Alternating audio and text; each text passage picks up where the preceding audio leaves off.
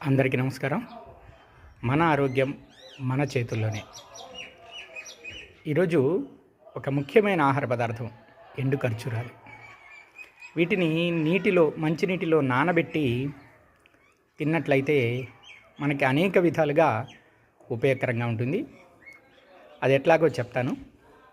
ఈ ఎండు ఖర్జూరంలో vitamin B6, iron, manganese ఇవి ఎక్కువగా ఉంటాయి. వీటి వల్ల 3 ఉపయోగాలు. ఒకటి, మెదడు బాగా చురుకుగా పనిచేస్తుంది. తర్వాత చర్మాన్ని మాయిశ్చరైజింగ్ చేస్తుంది.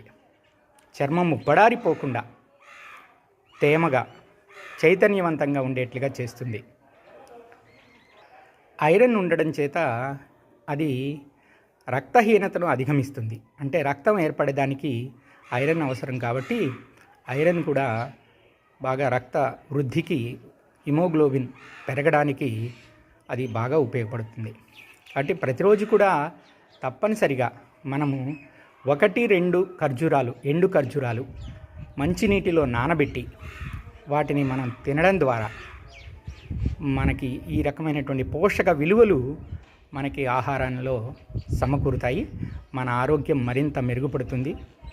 వయసు పెరిగినా కానీ ఆ వయసు పెరిగిన లక్షణాలు మొహంలో కనిపించవు. అందువలన ప్రతి ఒక్కరూ అనుసరిస్తారని, ఆలోచిస్తారని. ధన్యవాదాలు.